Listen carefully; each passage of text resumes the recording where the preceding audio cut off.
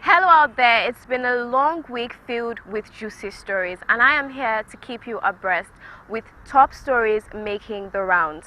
I am Koinsola Adetumbi and you are watching The Diaspora. Please stay tuned.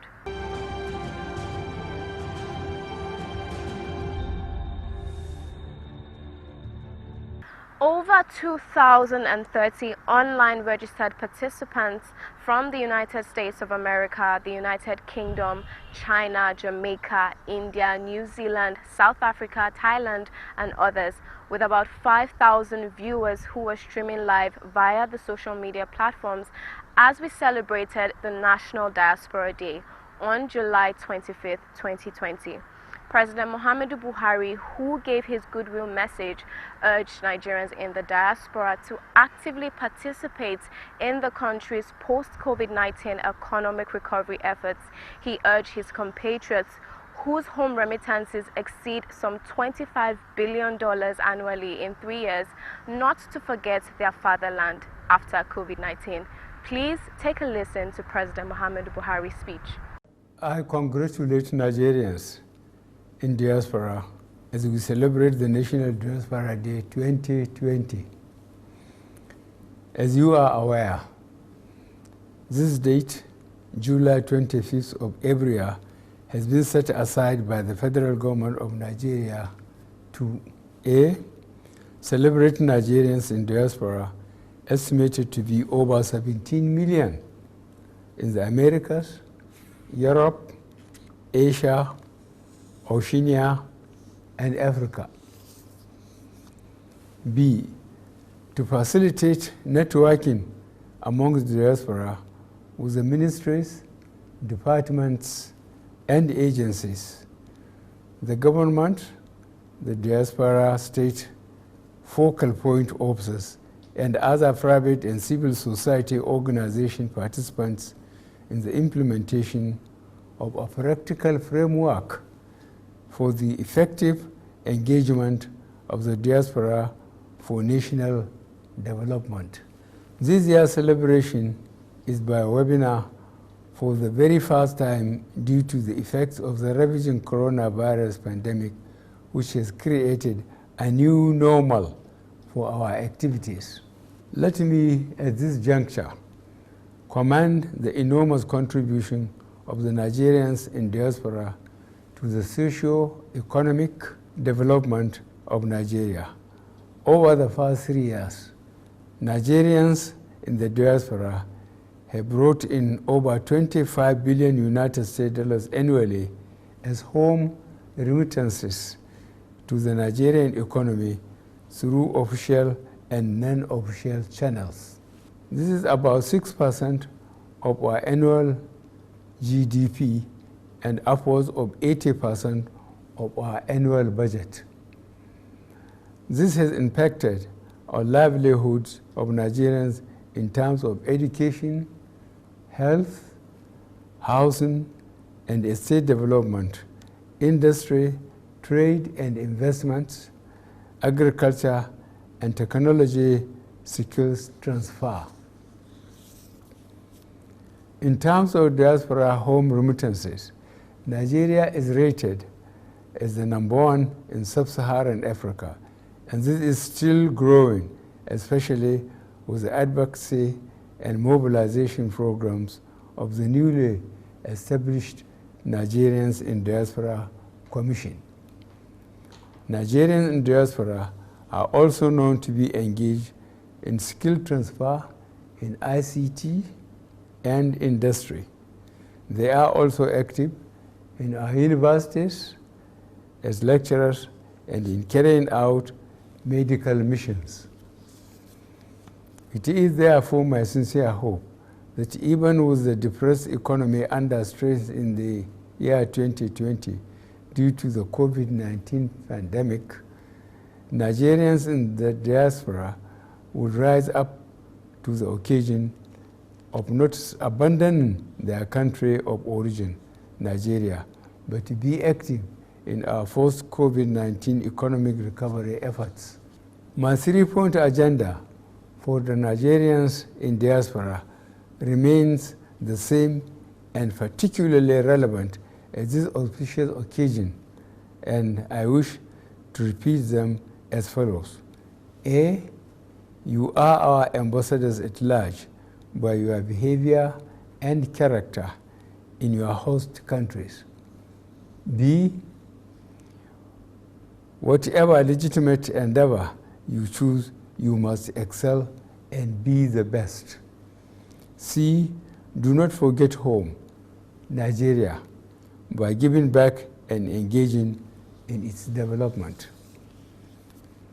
In my several interactions with Nigerians in diaspora at town hall meetings I have had in various countries of the world, I must say I have been impressed with the support and contribution of Nigerians in the diaspora to the socio-economic development of Nigeria. May I therefore congratulate all Nigerians in diaspora and those at home on the auspicious occasion of the celebration of the 2020 National Diaspora Day. Thank you, and God bless the Federal Republic of Nigeria. We will bring you a full package of this year's National Diaspora Day on our subsequent edition. Honorable Abike Dabiri Erewa, Chairman CEO of the Nigerians in Diaspora Commission, commended a Nigerian-born Lieutenant Victor Agumbiade of the U.S. Navy for his exemplary conduct and outstanding character. She said, "Your excellent and outstanding behavior earned you a Medal of Commendation for your meritorious service from the U.S. Navy." Now, let's take a listen to his interview session. Actually, I traveled to America on family-sponsored immigrant visa in February 2007. And that was actually after 3 failed attempts of getting a British visa to study at Kensington College of Business. When I get to America, I actually traveled in February to Minnesota, which was one of the coldest states.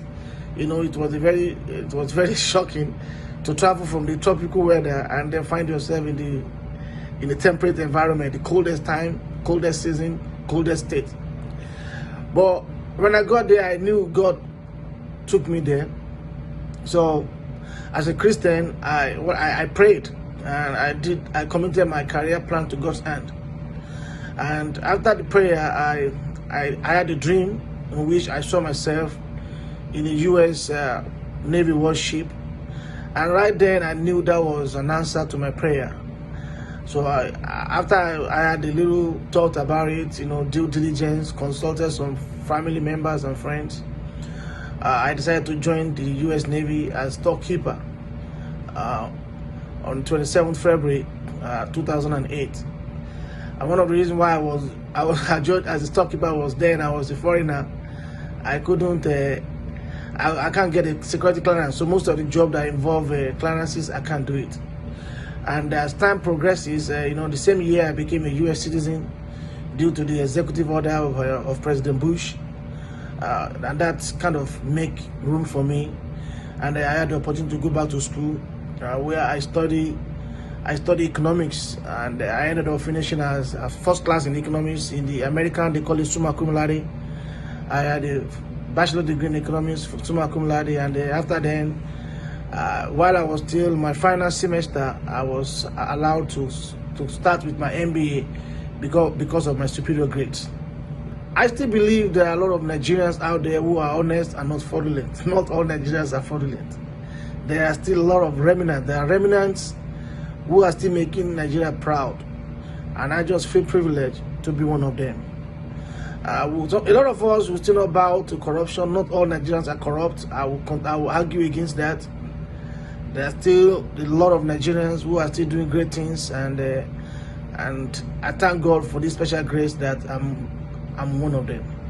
I mean, I will encourage them to continue to be stars in their chosen endeavors, to still carry the Nigerian flag high, and still continue to positively impact the society. I was watching a video of a Nigerian doctor in Texas one of those who have discovered I mean, for now, the vaccine for the dreaded COVID-19. So my word is, let's continue to be a star in our chosen endeavors, so that we can continue to carry the Nigerian flag high, women abroad. I normally visit Nigeria every year to attend my family reunion at Ilese, Ijebu-Ode. You know, my late mother was from a royal family in Ilese. So we have this Adekoya Descendant Day reunion every year. And since I've traveled to US almost 13 years now, I try as much as possible to be there, to be at that reunion every day, because that is part of me, that is my heritage. I'm grateful to God for my country of birth, Nigeria, because that's where I'm from. Nigerian blood still flows in my vein. And I'm also very appreciative of God's grace for giving me the opportunity to become an American, you know. And I just want to say that it means a lot to me. I'm proud of my heritage, and I cherish my heritage, and I'm thankful to God for every opportunity He has given me in life to explore, and then be able to crystallize my dreams to where I am now. I will not say I miss Nigeria, because I come home regularly, and I'm always in contact with my family, my sisters. Thank God for WhatsApp. You know, I video call, we talk every time. But it would be nice if I can have access to Ikokore Jebu every time, you know. I will ask Nigerians to join hands with the government to rebuilding Nigeria. Every citizen should be personally responsible for the failure and success of the country. I want Nigerians to be determined to work hard and make Nigeria great again. Build a better Nigeria and leverage on the positives. I want Nigerian economy to be driven by small businesses. Because when you look at America today, even during this time of coronavirus, you see that the government of America places more emphasis on giving soft loan to small businesses, because that is what drives the economy.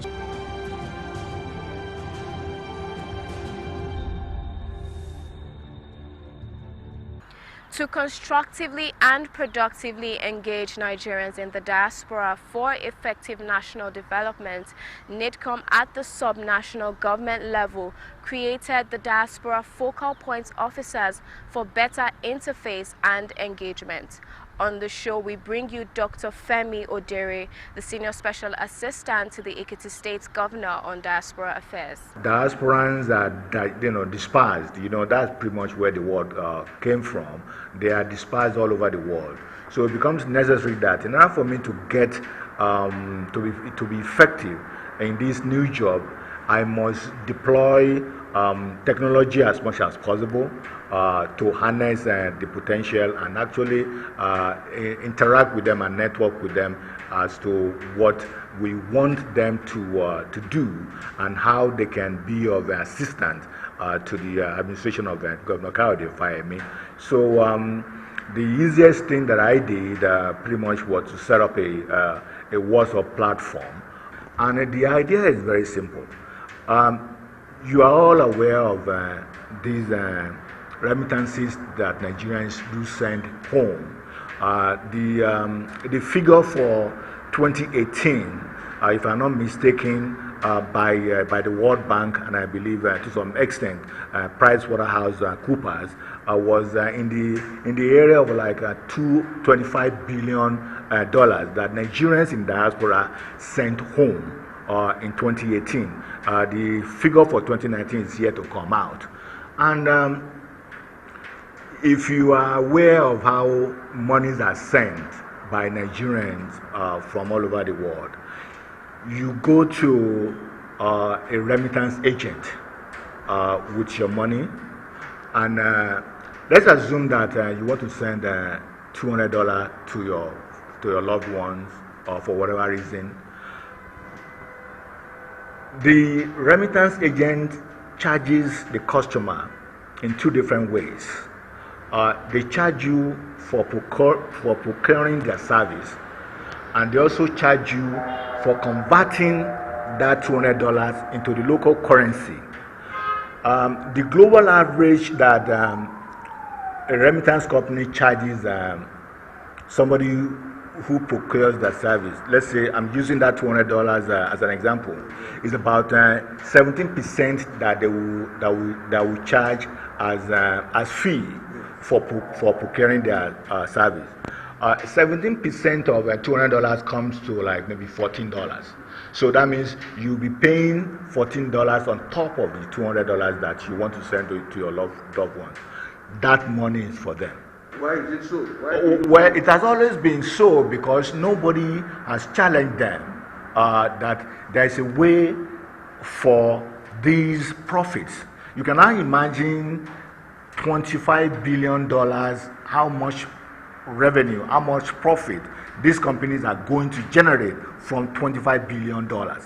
That is a huge amount of profit that goes primarily to them. What I want us to do now, and what I'm beginning to campaign on, is that this profit should be and must be shared by not only the Nigerian government but also the state government.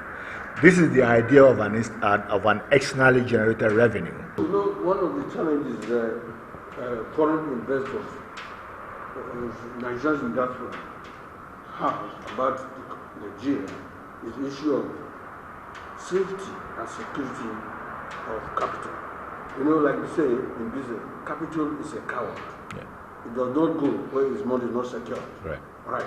So what are the safety valves and nets that are in place in Ekiti for Ekiti diasporans to invest in Ekiti? Let's just take agriculture as an example. As a government, we are very big in agriculture. And that is because we want to transform our agriculture from the subsistent to the mechanized. So if anyone is serious about engaging in agriculture in Ekiti State and he wants to engage in mechanized farming, the land for him or her to do that is going to be given by government free of charge. To me, that's a major incentive. As long as you say you want to do mechanized farming, the land is yours for the asking. So, not only that, everything in terms of how diaspora invests, either in Nigeria as a country or in their respective state, is a function of the confidence or otherwise that they have on the government of that day. One good thing that is going for us is the goodwill that we've been getting from Ekiti indigenous in the diaspora for the Governor Kayode Fayemi administration, knowing fully well what happened before he took over the government. So we have a tremendous amount of goodwill, and when you have a goodwill, that means you are being trusted more. When you have a goodwill, they know that they can do business with you. When you have a goodwill, they know that their monies will be safe because your word is your bond. And Fayemi has all this goodwill going. So we are leveraging on the goodwill that he has.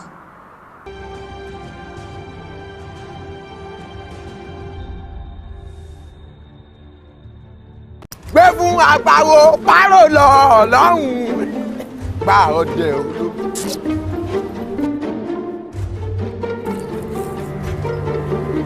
Aha! Hello, how are you? All right, now wait for diaspora and I get talk with this morning. No be you wey dey Bariga or wey dey Mushin or Makoko. Hold up. Yeah. Okay. Una see this link? Now for una wey dey for diaspora. Wey see the doubt whether Falu dey Nigeria. Hello, don't think about it. This link, it go carry you direct, go the place where we say it go help you choose which investment you want to do for Nigeria. Any investment, whether na waiting, whether na bank shares, whether na agriculture, whether na real estate, whether na stock exchange, any investment wey you want to do, make sure say you click am because anything fit happen for diaspora anytime and it go better say if you come Nigeria, you go get where you go relax and you get investment to fall back to. Hello, make sure say you click am because if you wan say what? Where that? Hey, Oga, say make I help you click the link. Make you click wetin? When we say na Ambiolo primary school you go, you know here when I talk say na for people wey dey for diaspora. People wey dey for diaspora, what are they called? I know they are called diasporans. Oh, there. Let me talk to my diasporans people. Make sure say you click this link. Oh yeah, to betterment your life. Because you both say what the investment in your country in Nigeria is a forever life betterment. Thank you. You see the here. If you like say you don't get job for filling station, you see the here. Go look. Welcome back. Now, during the course of the week, many Nigerians were evacuated from various countries. Let's give you an update on the evacuation.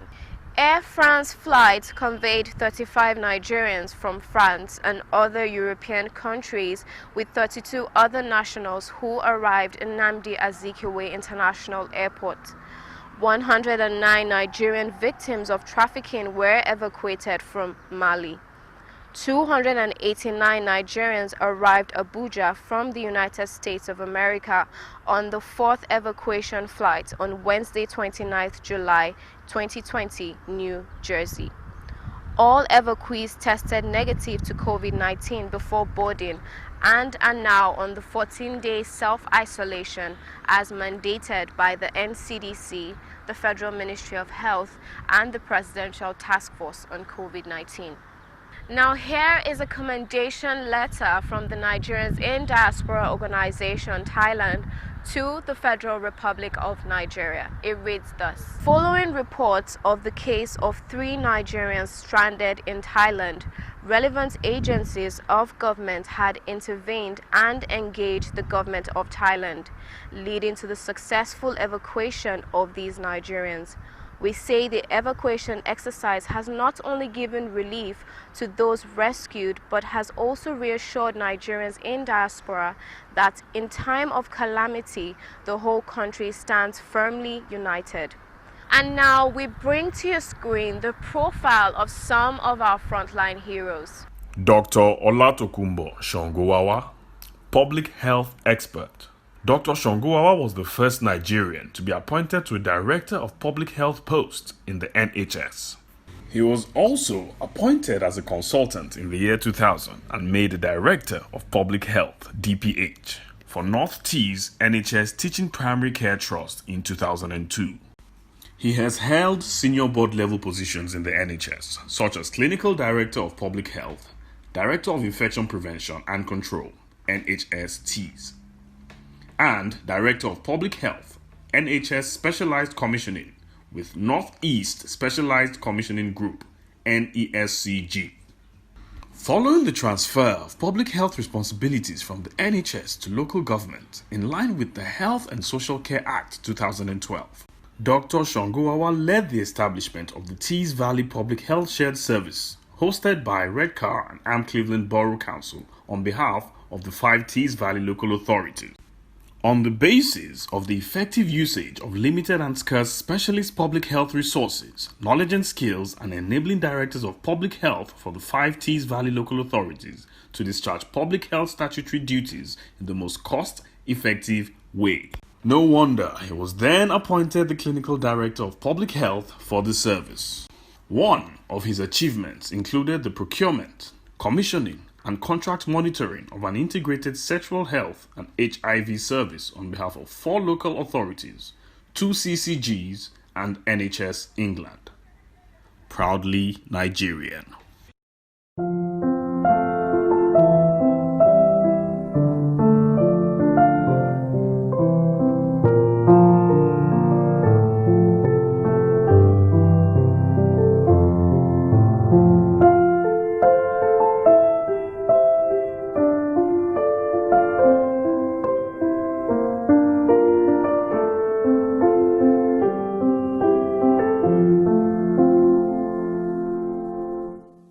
Thank you for staying all through the program. We hope it's been worth your while.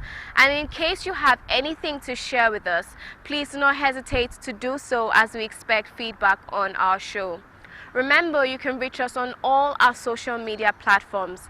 On Facebook at Nigerians in Diaspora Commission, on Twitter at NIDCOM_gov, on our Instagram page at NIDCOM_gov, on our YouTube page at NIDCOM_gov, and on our website at www.nidcom.gov.ng. You can also join us on DSTV at NTA Network on Friday at 10:30 a.m., on NTA International on Tuesday at 6 a.m. and 10:05 p.m., on NTA News 24 on Friday at 2:30 p.m. and on Sunday at 11:30 a.m. You can also join us on WAP TV on Thursdays at 9 a.m. and on WTV on Wednesdays and Sundays at 8 a.m. I remain your host, Koinsola Adetumbi. See you next time.